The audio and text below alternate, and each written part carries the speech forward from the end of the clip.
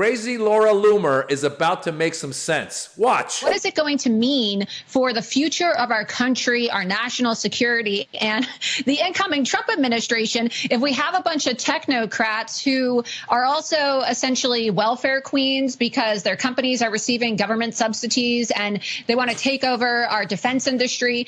If you have a bunch of tech bros with billions of dollars and direct unfettered access to the vice president and the president of the United States, and then they are also, very cordial with our adversaries, as in China and Iran. We see that Elon Musk is having these meetings off the books with Iranian officials, with Chinese officials. What does that mean for us and the future of our constitutional republic? Okay, I told you she's making some good points. Looks like Maga just found out they got taken by a bunch of globalists. The person whose name was on the ballot was Donald Trump. He won the election, and his position on H-1B visas is that he thinks it's a good program that can have some benefit. His position on illegal immigration and the crisis on that in the country generally is that it has to stop. And I don't think it is impossible for the Republican Party, led by Donald Trump, advised by Elon Musk, and supported by a bunch of other Republicans out there, it's not impossible for this group to find its way to a common ground. H-1B visa program is reformed, fraud is eliminated, we find a way to bring in the smart people, the people that help America, and then on the southern border, we find a way to close it, stop the illegal immigration crisis, stop the drug crisis, stop the crime and the criminals. We can do both at the same time, and that's what Trump and Elon are for, and the vast majority of Republicans are going to support that. And there's Scott Jennings saying that Donald Trump likes the H-1B visa that brings in high-skilled workers, which is what Elon Musk was a proponent of and Laura Loomer was opposed to. But now the question is, which one is it, Maga? Are you for it? Are you against it? The Civil War begins. You're totally right. And think of the irony here, Rachel. They shipped all their good manufacturing jobs overseas and said, we'll teach them to code. Now it turns out, no, actually, we're going to import people to do the coding. She just summed it up really well. Learn to code, America. You're not learning to code? All right, we'll bring in cheaper labor so that we can pay them less, and they'll code. If the argument is between Ann Coulter and Elon Musk, I'm going to side with Elon because he's got a more rational argument here. Part of the problem is in American schools and colleges and universities, they're not producing a lot of engineers. They're producing a lot of women's studies majors who are anti-Semites on some campuses. So we need more engineers. So how are you going to entice the smartest engineers in the world, but for a program like this? And she just made the point that we're not creating enough engineers, which I guess she makes a good point.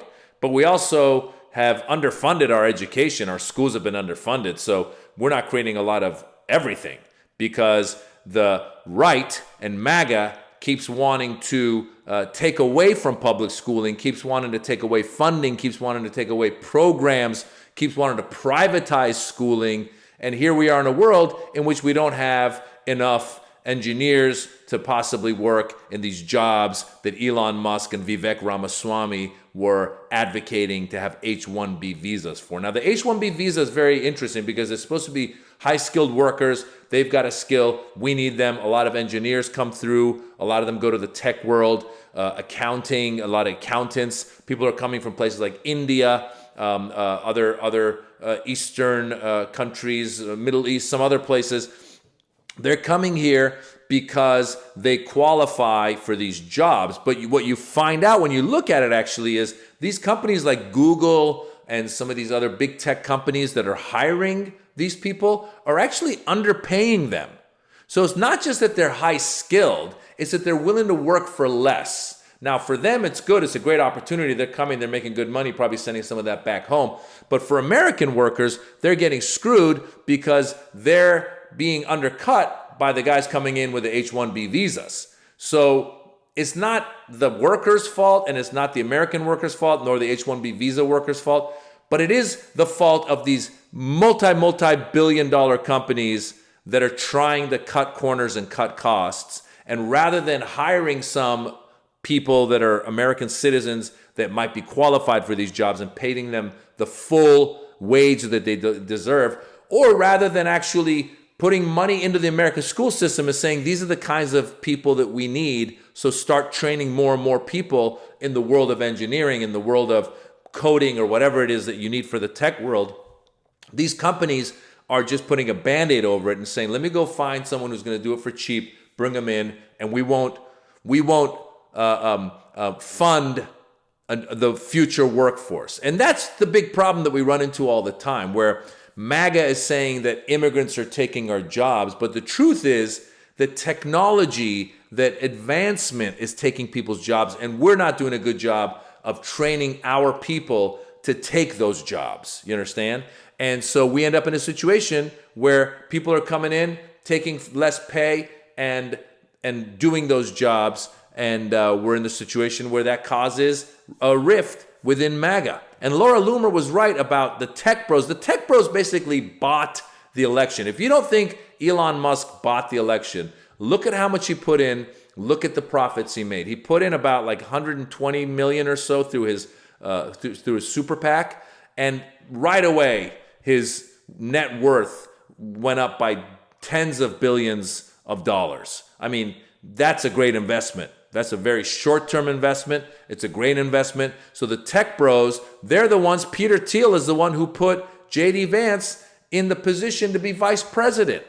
So if you guys don't see it, you should look around and look at who's funding what and how this is all coming into play. Elon Musk did that tweet that slowed down the passing of the budget just a couple weeks ago.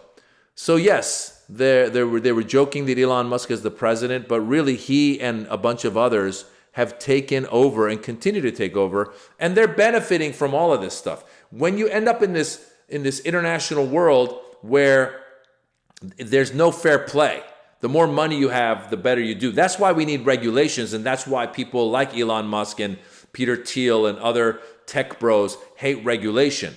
Mark Zuckerberg, they don't want to be regulated, but they need to be regulated. We talk about how our kids are suffering at the hands of social media. People are suffering at the hands of social media, but there's very little regulations and things for us to do to stop that. What about all of the fake videos and all the other stuff? You can't put some of those deep fake videos on network television because there's rules and regulations. But the internet is not as regulated. And so these guys are surfing their way into their trilliondom. They're billionaires. They will be trillionaires soon. And part of what they're doing is they're taking advantage of cheaper labor from overseas. Yes, those people are qualified, but we have qualified people here. Maybe we need some of those H-1B visa workers, but maybe we should put some money and funds into training and educating our own population to work in the future. Maybe we should fund public schooling. Maybe we should try and bring down the size of public schools. Maybe we should put more emphasis and respect and higher pay for teachers so that we can get people to teach that are talented. Get them more and more in the mix. Maybe we should be looking at that rather than cutting schools and then complaining on the back end when foreigners are coming in to do the job at a lower price.